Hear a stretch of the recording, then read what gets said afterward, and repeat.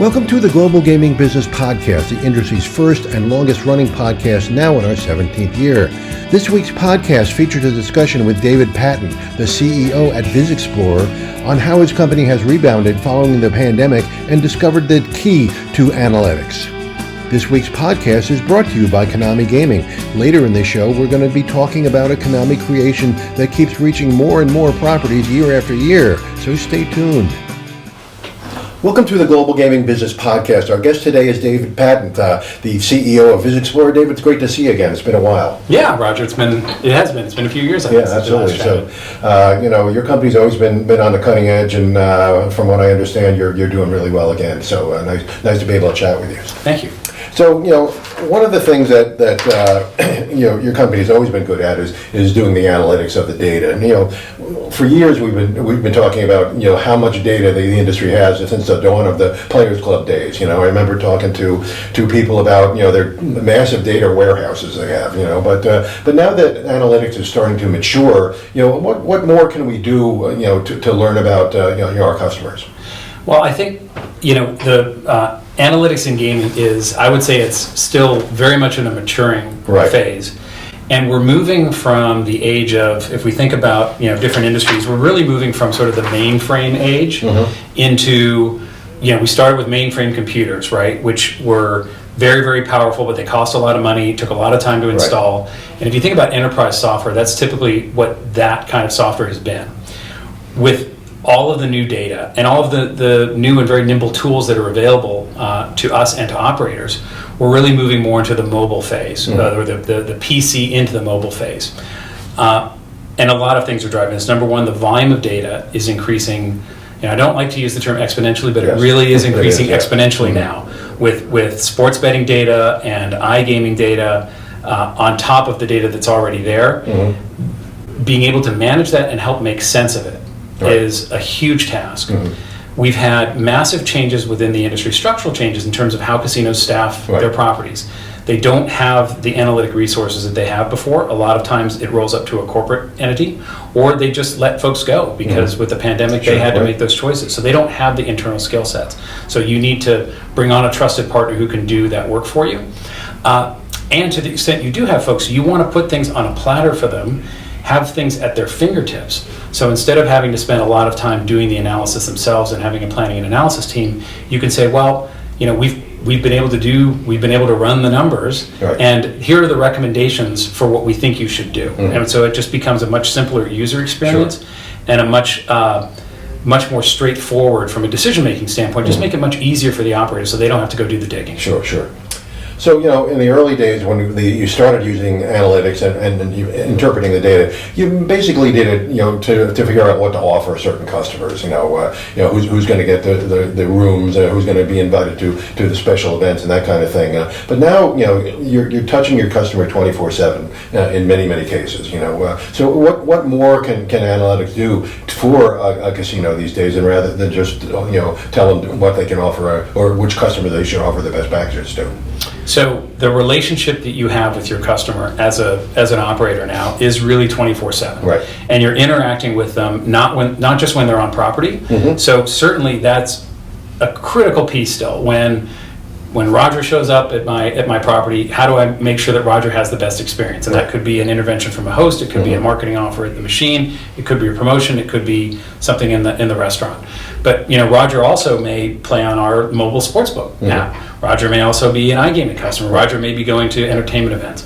So you have to be able to master, and first of all you have to have access to, and then you need to master all of the data from all the different streams that are out there where Roger or any other customer may be interacting with us.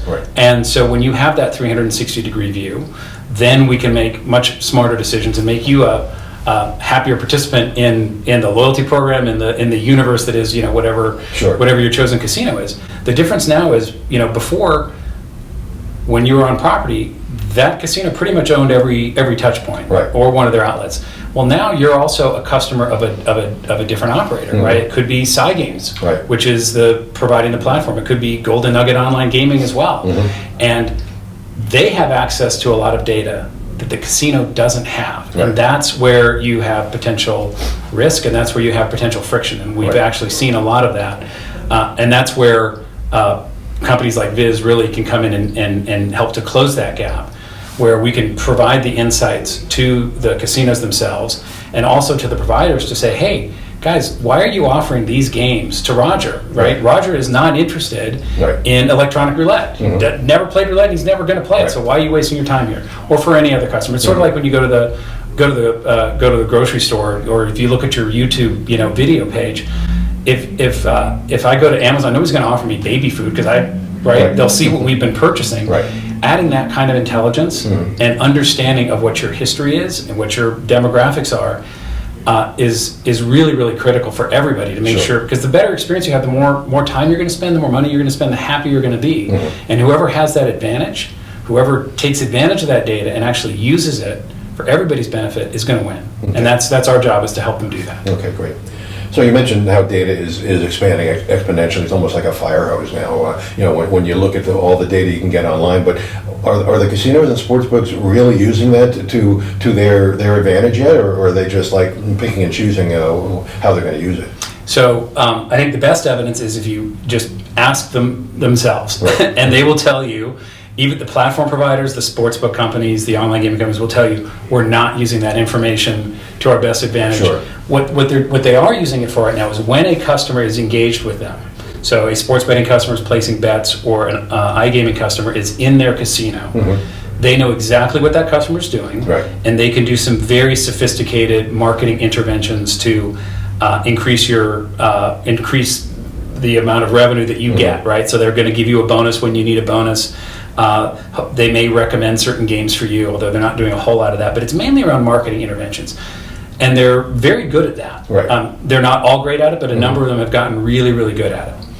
What they're not doing, so when you're in the casino, that's what they're spending their time on. The rest of the time they're spent on, frankly, building their businesses, right? They're getting licensed, they're getting up and running, they're spending money lobbying, and they're throwing lots and lots of offers, lots of offer spaghetti at the wall to see what sticks, and they're not really taking the time to see, to learn from those opportunities, because there's just too much for them to do.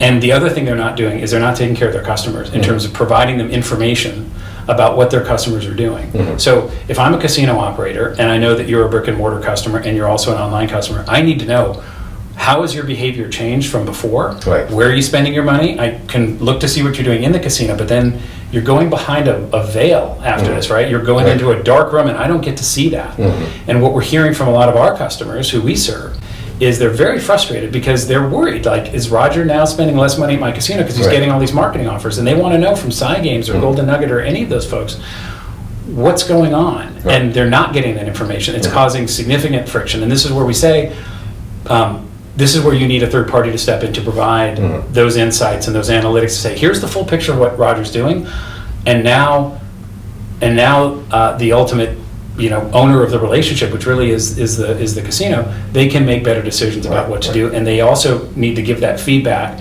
back to their online partners to say, hey guys, this is what we're seeing, where there's a lot of missed opportunities here. Now, hopefully everybody's happy because your wallet is growing, but in many cases that's probably not what's happening.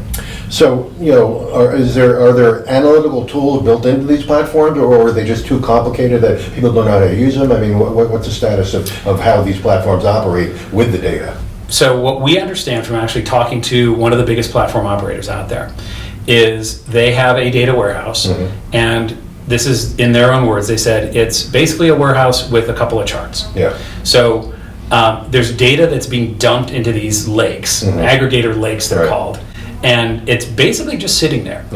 And there's no dedicated team from the platform provider side to get in there and create a nice handy set of reports for their customers, or they certainly never have access to the CMS, from the slot CMS, or any other data sources from the casino. So the platform provider is operating blind to a large extent, and the casino operator is operating blind, and that's really where the problem is. But certainly, the platform providers are not putting in the kind of resources and money to help to bridge that gap, and they have no intention of doing it. It's not because they're bad. It's because they are running a business for their benefit, Sure. and they see that the best use of their resources is to focus on that. Again, we see a huge opportunity in the value chain Sure. to provide the reporting, recommendations, and insights that you'd get if you had to look at all the data. Right. And that's where that market is. We believe that's where that market is going to be moving. Right. Okay. So, and you mentioned that some of the casinos don't even have analytic departments anymore because they're cutting costs, but it's complicated running a casino. You don't really have a lot of time to go through the data. I mean, you can get what are you going to offer them this week, but after that, as you said, it gets muddy, especially when you have a player. A bricks and mortar player and an online player. How do you make that bridge, and what can Viz do to kind of bring that together? So there's a lot that we can do, and you're right. Running a casino is very complicated. I did that for 16 years. I was pretty involved in it, and yes, there's always somebody yelling at you, right? Mm-hmm. Whether it's a customer or the GM or the slot director, everybody's got a need. So so ideally, what you want to be able to do is have somebody be able to take care of that for you. And so, planning analysis, in many cases, has gone over to the IT side. You've got people doing things that are not part of their old job description, and they're not necessarily, trained to do it. So, the ability to take the data that's coming out of the casino floor, which is still where the vast majority of the money is, right? So it's people playing the slot machines or people playing the table games, taking that data and putting it through your own data model and adding whether it's just generating really, really clean and crisp reports that have some trending. Like, I would love to know, if I were a casino operator, what slot games my top 1% of customers really love playing, okay? I can look and see a win per unit report across my casino, and I know what my 50 worst games are and my 50 best games are. Everybody can do that, okay? I can't imagine anybody's not doing it. What they're not doing is, at a player level, really understanding what are the games that they should be buying. Are there manufacturers that they should just be not even talking to when it comes to new games? And should they be doubling down with others? Because at the end of the day, we're all trying to take care of all of our customers, but we're really trying to take care of is the best customers. And that's where we can come in and help, because when you have that insight into the player side of things, and you can turn that into a very easy to use point and click drill down report, or then a set of recommendations based on all of that, and says, hey, you really should be adding 10 of these games. And somebody says, well, why should I do that? Well, let me tell you, your top 100 customers, there's not enough games for them. You're looking at 70 or 80% occupancy on Fridays for those games, from those customers. So guess what they're doing? They're going off and playing other games, and they're having experiences that you don't want them to have. It's for a casino operator to make those decisions based on the data by themselves. There's just no way they can do that. It's too many hours. It's too much manpower. They just don't have the ability to do that. That's why you want the software. That's why you want the automation to help you make those decisions. And that's really where we think the software world has started to migrate from the bigger, complicated mainframe types of solutions to easy to install, subscription-based, kind of the SaaS model that are, quite frankly, less expensive, don't require a lot of back-end maintenance, and they can be in the cloud as well, because there's still a lot of tension and debate between on-premises to the cloud. The regulators have a lot of say in that, but over time we see things moving much more to the cloud, and that's really to everybody's benefit. So let's talk about sports betting. I think you can drill down into what your customers really enjoy just by watching what they bet. You can see who their favorite teams are and things of that nature. Right now, I see them like some of these sports books do odds boosting, it's still just kind of, we'll blast this out there and see what sticks, But if you could actually target that to the customers who you see like to bet these certain kind of games, that would be much more effective, don't you think? There's so much more you can do, and it's interesting. At the sports betting conference that was held recently, Sue Kim, who's the chairman of Standard General that owns Bally's, was talking about that. Right now we're really in phase one of leveraging what sports can mean for the overall gaming experience.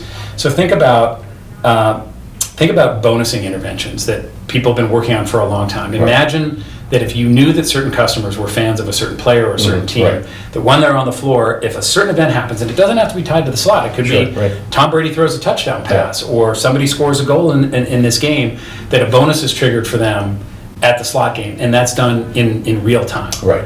And that's all part of an overall marketing strategy that you've come up with, because again you understand the data. Or maybe there's opportunities to have more interactivity between what's going on the field and somebody who's actually watching the game, or they're engaged in some gaming activity.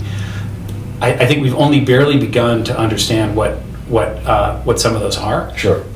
Now, sports betting is massively male dominated as an audience, and that's gonna, from the dollars and cents standpoint, it limits that market somewhat, at least today. Yeah. So are there ways to bring that to the female player so that they become more receptive, and then potentially they become more participating in the sports betting side of the business? Right.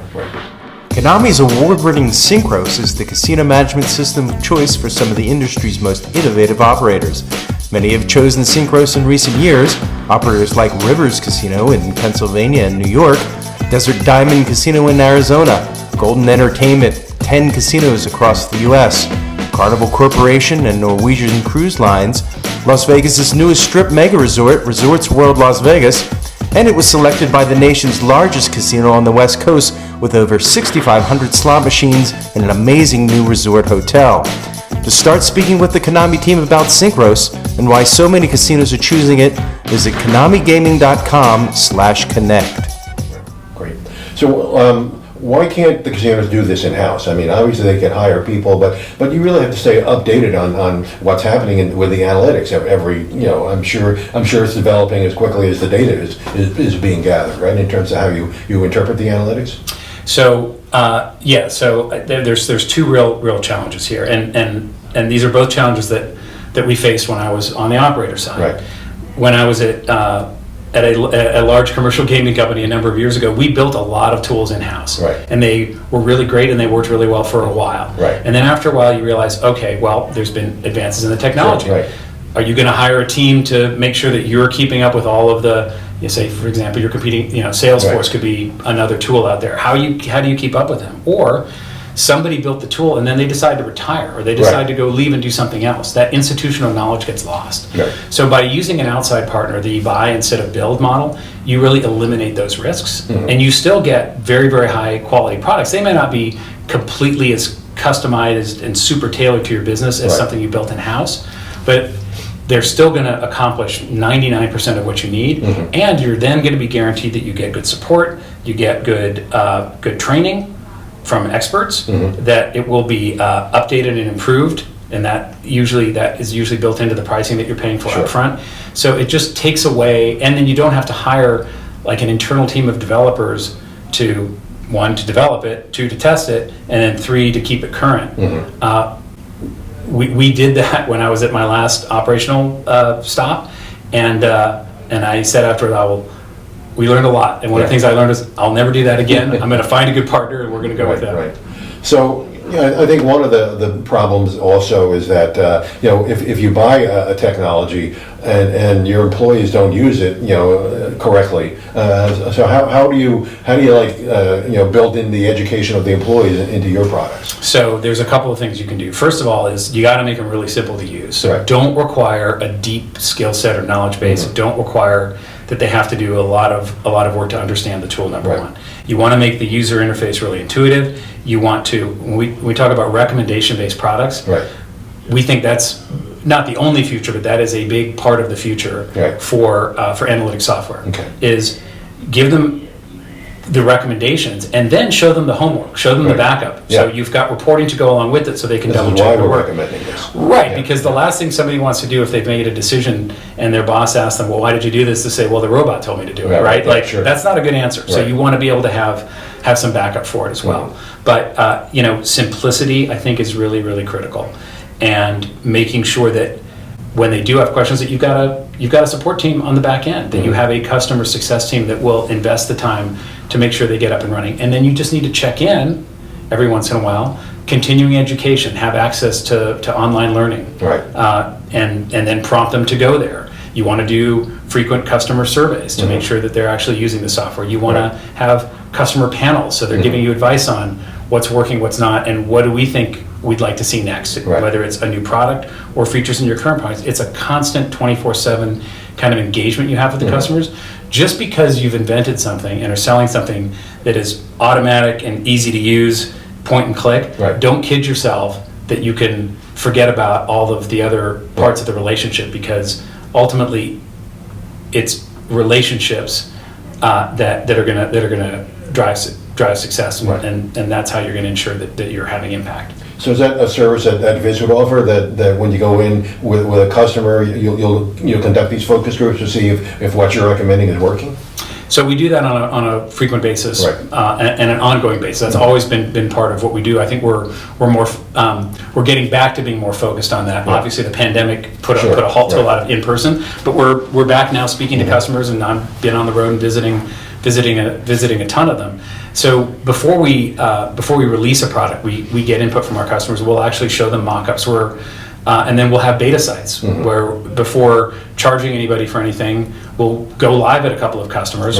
We'll make sure that the product works. We'll get their feedback, and while you may not be able to incorporate that feedback in your initial version, everybody's got a .2, a .3, and a .4, and that's really how the software business works anyway. You're always, even as you're in market with version 2, your version 3 is getting ready to be released, and you're working on version 4, and then version 5 is somewhere on a whiteboard somewhere. So it's a continuous feedback loop where your customers really are critical in helping you drive improvement. Okay, great. So, we've seen a lot of companies that have had experience over in Europe, B2B companies coming to the United States and selling their platforms and other services like that. A lot of times they don't understand, how the casino industry works in this country, or certainly the regulatory process, So, what can you do to help them, provide more value to their customers? We'll learn about what that looks like, I think, a lot over the next year or two. So I think there's a couple of opportunities. Overseas, the online market dwarfs the brick and mortar market. Here, it's completely flipped. But over the next 5 to 10 years, we're going to go from 5 iGaming jurisdictions to, who knows, 15, 20, 25. It's not as fast as sports betting. I think the biggest thing that we can do is really help the Europeans understand the brick and mortar experience. And the first recognition is you have to understand that it is a different experience, and that yes, when customers are online, they're going to have certain habits, but don't assume that American customers are going to be just like the European customers. So you're going to make a lot of mistakes early on. You need to, again, dig into the data, understand what's working and what's not. You also have to understand the brick and mortar play as well. What does that behavior look like, and how do the two interact? How can you best grow the total spend, hopefully, now adjusted for everybody gets a different cut of different revenue streams, right? So in some cases, the online providers may have an incentive to drive online play, whereas the brick and mortar operator may say, you know what, for that extra $100, I'd like to keep as much of that as possible within my 4 walls, and not to the online. So there's tension as well. The way that you deal with that is you have to let people know what the numbers are and what the facts are. Then they can make the right decision. Because what I see right now is a lot of suspicion from brick and mortar operators saying, I don't want those online guys stealing my customers. That's what they see. They're out to steal my customers. Well, they're not trying to steal your customers. They would like to do business with your customers, and everybody hopes that the total spend grows. But without the data, you're not going to know. And in a world where we don't have good information, and there is a propensity, I think, to mistrust something that is new, especially if it's coming from across the pond. You're not in an optimal situation. So I think transparency and giving people access to what the customers are doing, again, 360, is super important. And we have a very important role to play in that, because we can take that data and we can help people make sense of it and show them everything that's going on. Sure. So, I have a company that's been involved in online gaming in New Jersey since the debut in 2013, and I always saw my company as kind of the bridge between the online and the land-based casinos, and I found that the land-based casinos really weren't that interested in the online players. Is that because they're afraid that if they expose their database to the online people, they would lose those customers? I think there's it varies, but I do believe that's. I know for a fact that that's the viewpoint of a lot of folks. Sure. Now there's some. I don't want to say it's preliminary, but some research that I've seen out there that suggests that when you take a brick and mortar customer and expose them to the opportunities of playing online, their wallet grows. Yeah. And vice versa, if there's someone who's only an online player and they get an opportunity to try casino gaming, that their wallet grows. So that's, again, you can work out the deals between tax rates and what the split is. That can all be worked out. But if you don't have that information, you don't see what it is. And again, it's going to vary by customers. There may be, you want to understand the profile of a customer who has the propensity to grow their wallet versus the customers who don't have that propensity. So don't waste your time with the customers that you're just not going to be able to move. Right. Maybe it's an online customer because they live 80 miles from the nearest casino.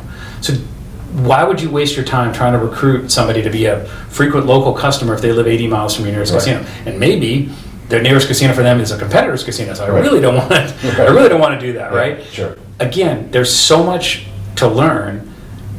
You just need to know the facts, right? You want somebody to get in there with the data and paint that picture for you, and then you can make the better decisions. But this idea that I don't want to bother with those people, we know that can't be the right decision. Ultimately. Right. So it looks like there's a lot of opportunity for Viz. What's your goals for next year when we get into 2022? Right. So we released our first what we call Viz on Demand products this year. Okay. We have a slot recommendation engine and a reporting solution for the slot floor. We've begun selling those. To our customers that own the enterprise software and to new customers both in the U.S. and abroad.